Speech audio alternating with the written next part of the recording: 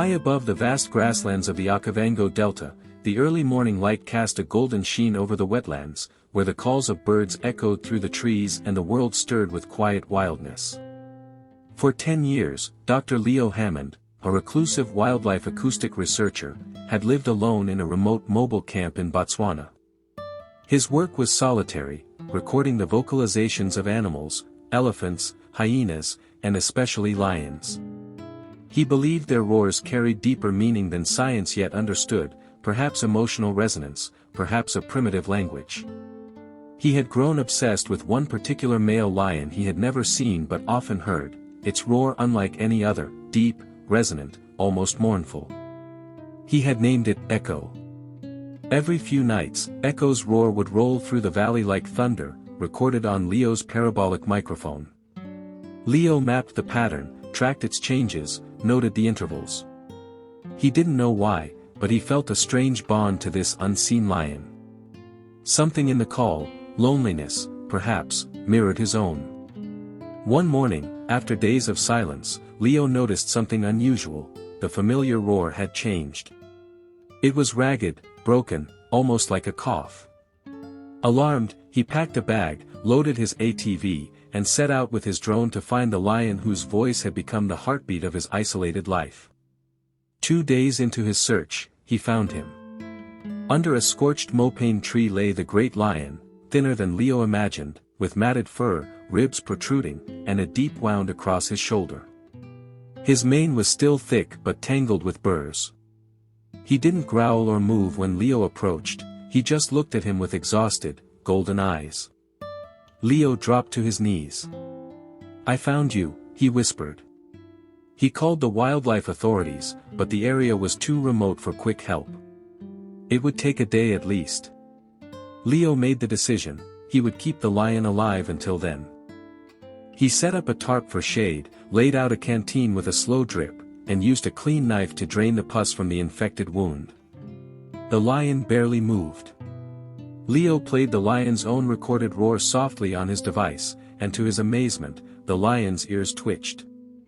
That night, the man and lion stayed together under the stars, the silence broken only by the distant hoot of an owl. Leo talked, about his life, his losses, his work. About how he, too, had grown old and alone, surviving only on echoes. "I named you Echo," he said softly. "But maybe you're the one who found me." The next day, the rangers arrived by chopper. They sedated the lion and flew him to the rehab center. Leo watched the chopper rise, heart torn. He had fulfilled his duty. But he also felt like a piece of himself was lifting off with that helicopter. Weeks passed.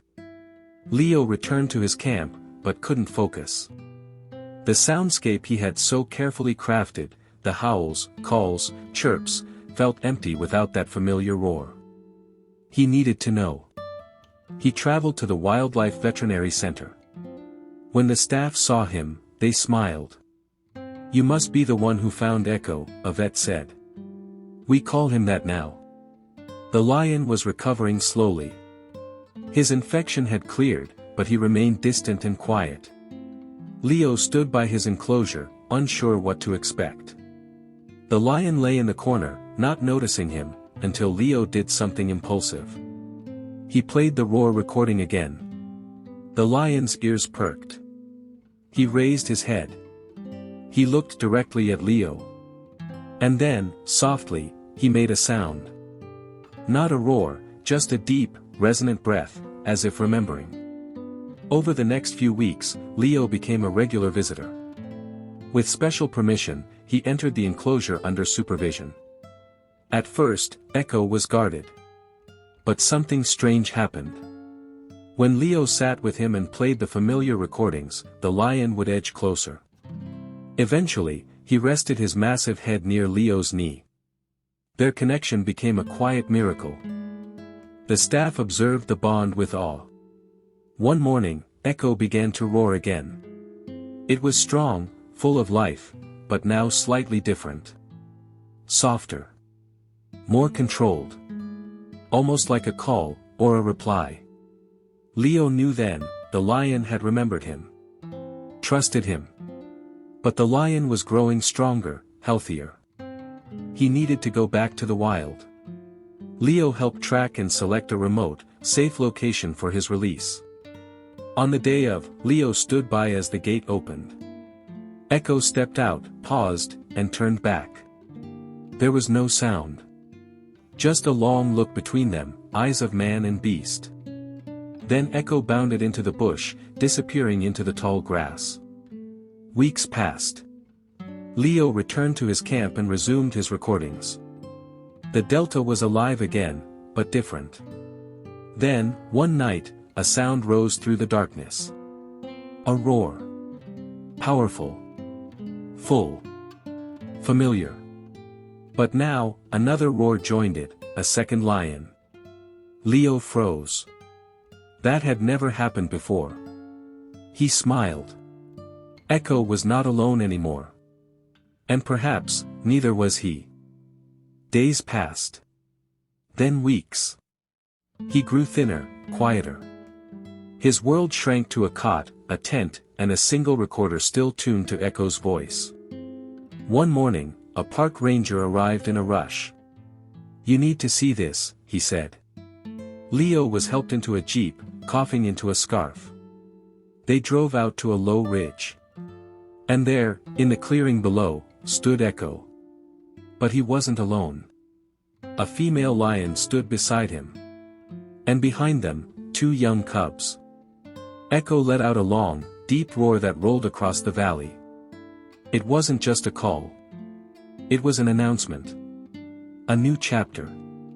A family. Leo wept. He had no children of his own. No family left. But here, beneath the wide African sky, he felt something stir in his soul. A kind of legacy. That night, Leo returned to camp and made one final recording. His voice, cracked and raspy, spoke into the mic. "For 10 years, I listened to the wild and wondered if it heard me back. Now I know it did. A lion taught me that. A friend. My Echo." A few days later, Leo passed peacefully in his sleep. A ranger found him in his cot, headphones still on, notebook at his side. The last page held just a single drawing, a lion's paw, beside a man's handprint. At his request, he was buried on the bluff overlooking the valley, where he had first heard Echo's voice. In the months that followed, rangers reported sightings of Echo and his family often near that ridge. Some even said the lion would sit there at sunset, staring into the horizon, as if listening for something. Or someone. And on certain nights, when the wind is right and the stars are out, some swear they still hear 2 roars, one of lion and one, like the breath of a man. Answering each other. In perfect harmony. Thank you for watching the video. If you enjoyed it, please like and subscribe to support the channel. See you in the next episodes.